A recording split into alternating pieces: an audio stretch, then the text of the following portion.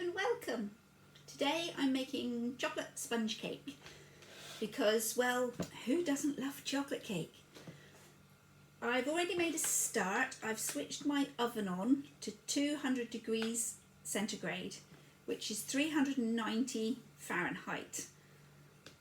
When we put our sponge mix into the oven, we'll turn the oven down to 180 C, 355 Fahrenheit.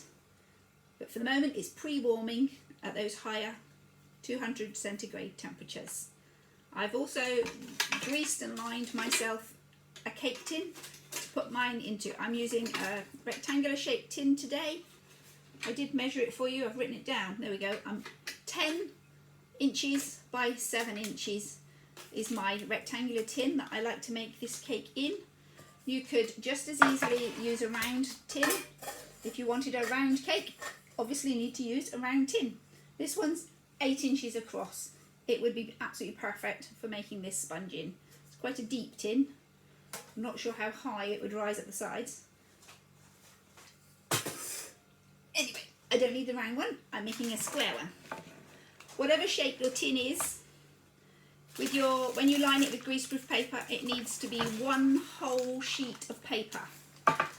This is a runny pancakey style batter we end up with making this cake, so we need one sheet of paper to make sure we don't get any leakage out the sides, especially if you've got a loose bottomed cake tin. You don't want things dribbling out all over the oven. So that's my greased and lined tin, my oven already preheating. Just like the ginger sponge I made a few weeks ago, I'll put a link to that recipe below. I'll also put this recipe in the description below. I break this recipe into 3 sets of ingredients. We have our dry ingredients. I've already sifted 6 ounces of plain flour, to which I'm going to add 1 teaspoon of bicarbonate of soda and 1 ounce or 4 level tablespoons of cocoa powder.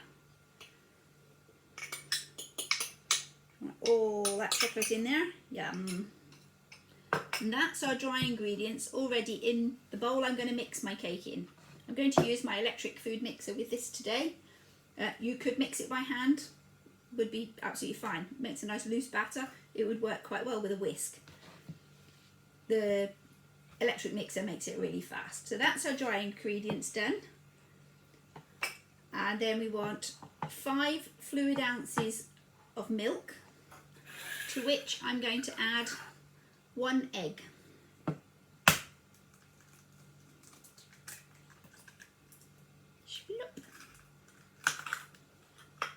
So that's our wet ingredients. And the last bit that makes this cake a little bit different is what are going to be our melted ingredients. I've got 4 ounces of golden syrup already in my microwave proof jug. You could do this in a saucepan over the hob, would be fine. I'm going to melt it in the microwave, along with 4 ounces of margarine. Sticky hands from the egg, so it might as well all go in there. So I've got my 4 ounces of golden syrup and 4 ounces of margarine.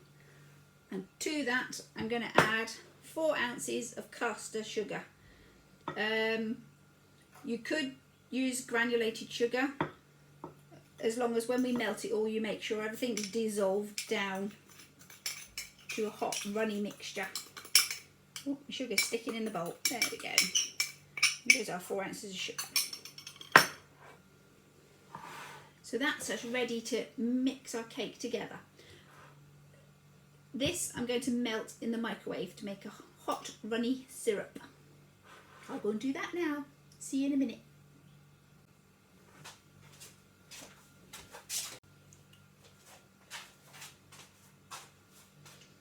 Oh, milk's in the way. There we go. I'll put that there. Here I am back with our melted golden syrup, margarine and caster sugar. For those of you around the world who can't get golden syrup, I'm quite sure your corn syrup would work the same. It's just a high sugar, syrupy stickiness. It's not going to affect the flavour of this cake too drastically, because the flavour we're after is chocolate from all that cocoa powder. So I'm quite sure a corn syrup would work perfectly well. So I'm going to set you all up over the top of the mixer so you can see what we do with our 3 sets of ingredients. Our dry powders, our liquidy milky egg, and our hot boiling syrups. I shouldn't have a worktop. Keep this in the microwave. It took me about 2.5 minutes. You want to warm it up, whether if you're on a pan over the stove or like me in the microwave, just till this starts to bubble and then stop. We don't need to cook it and turn it into toffee. We just want it to be just starting to bubble, and then it's perfectly ready for our cake mix. Right, I'll set you all up over the mixer so you can see.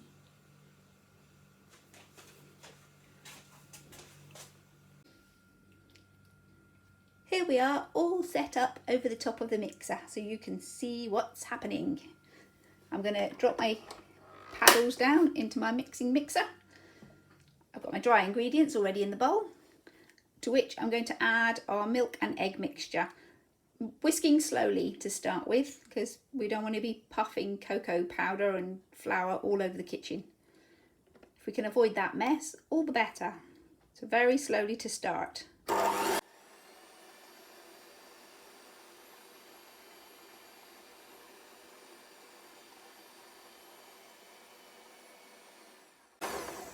Doesn't need much, just enough to combine those pieces, and then we're going to pour in our hot syrupy mixture.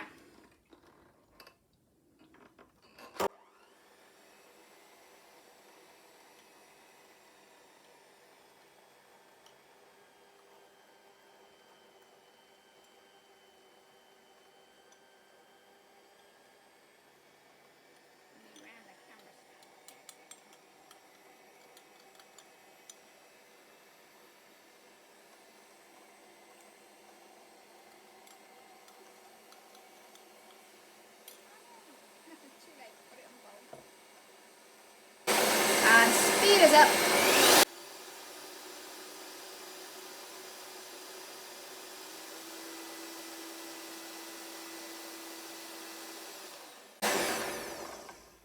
And that's it, real time, done. I've got cocoa dust all over my mixer, I can see. Open us up. Push our mixer out the way. And bring my baking tin into shot.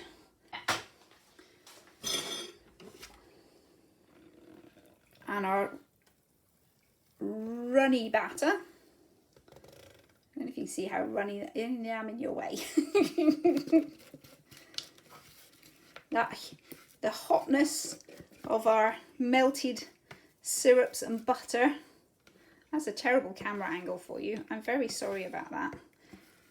Has already started a reaction with the bicarbonate of soda, making this a slightly bubbly fizzy mix, which is exactly what we want. That's what's going to add all the light fluffiness to our beautiful cake. Ew. So here we are, cake batter. So we turned down our oven from its original 200 degrees to 180. That was centigrade. Again, I'll put the recipe and conversions down below. Turn the oven down and pop this in. It'll be 35 to 40 minutes depending on your oven. So we'll see you then.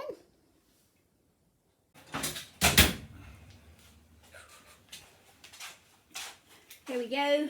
Hot cake. Fresh out the oven. Ooh, it is hot as well.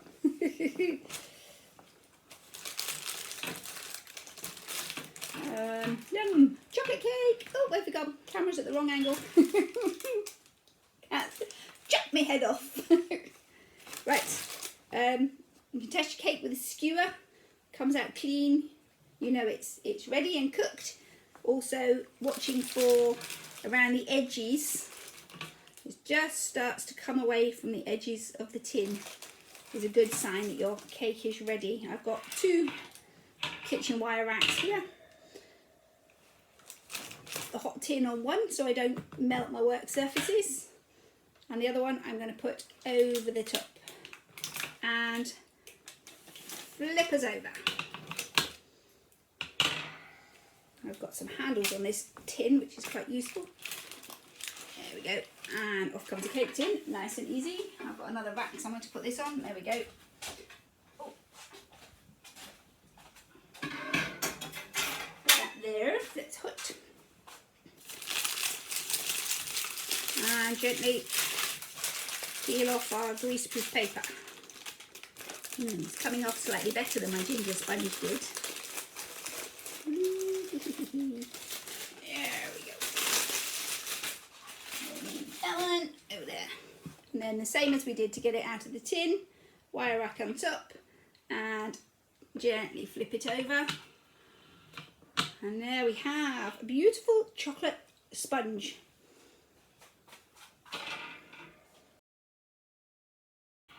You can use your sponge as it is, in a bowl with custard. It's delicious. I've frequently in the past, I just put melted chocolate on top when it's all set, cut that into cubes, and it's a really nice, with a cup of tea or coffee, slice of chocolatey chocolate cake. Today I'm preparing this for, it's a friend's birthday, so I'm going to cut it in half and put an Italian buttercream in the middle. I'll link to the buttercream video below. I'll do that as a separate bit because some people may just want to know how to make buttercream for something else.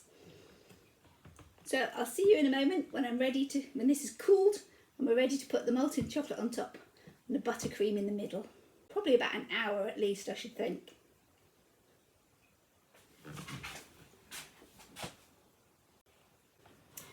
My cake's not quite cool yet, but I thought if I cut it in half now and open it up, that'll help it cool down. We've probably been a good half an hour, so it's warm to the touch, not toasting hot like it was straight out the oven. I like to use a serrated bread knife, and we gently saw the cake rather than pushing with a flat blade. And I'm going to put my glasses on so I can see better. So start sewing and sew my way along. Again, not pushing very hard, it's the sewing action that's cutting through our cake. And then watch your hand at the other end. I don't want to sew through my fingers. There we go. And out. Now the difficult bit, actually opening it up. I've got my second cooling rack here ready. I wonder if I can slide my cake. So I'm going to put my knife under this far edge. I've probably come a good, it's difficult, you can't see. I've come about an inch into the cake. And I'm going to do a quick flip, like flipping a pancake, I suppose. So here goes. Hey! Oh. And over. Yay! So 2 halves of open chocolate sponge cake. Yes, hotter in the middle. So another good half an hour before we start putting the buttercream in there. Otherwise our cream will just melt and dribble everywhere. Not nice. We need to make sure our sponge is good and cold. So I'll see you when we're ready for that next step.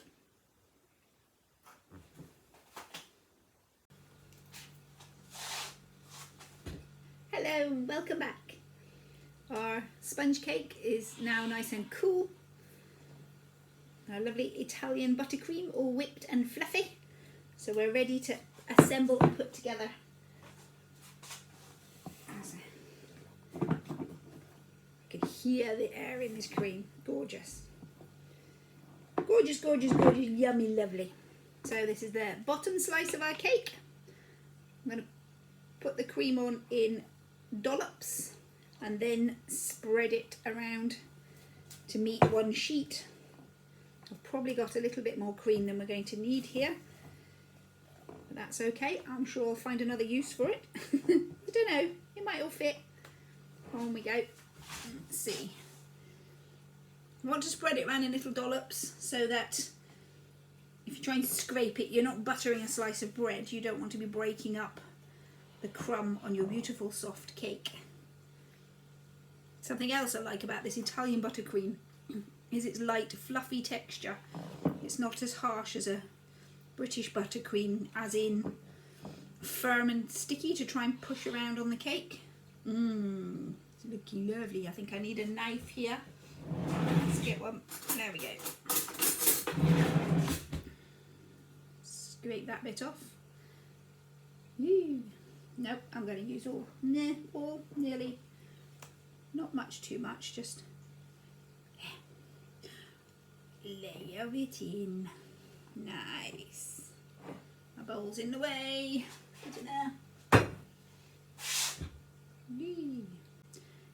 Smooth it out into all of the corners.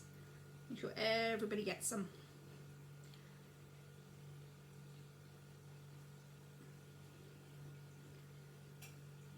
As I said, I'll put the recipe for the Italian buttercream in the description of the chocolate cake.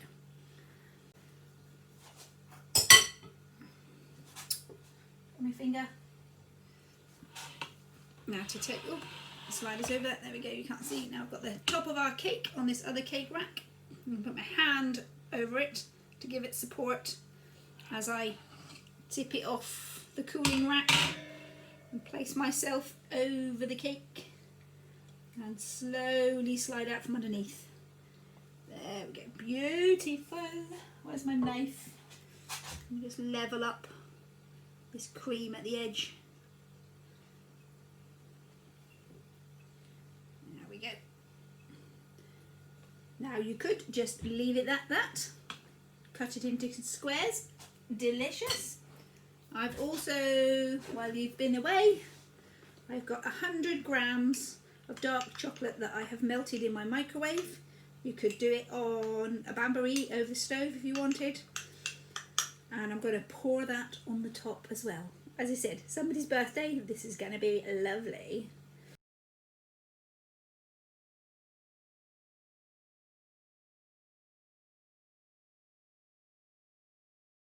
And so it's just a thin smearing to give this a nice firm crunchy coating on the top. Crispy. Where's it gone? There.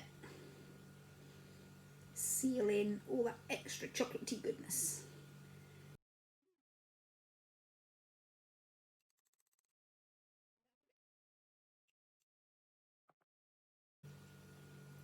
Spread it to all the edges of your cake, so you make sure everybody gets some when you cut it up.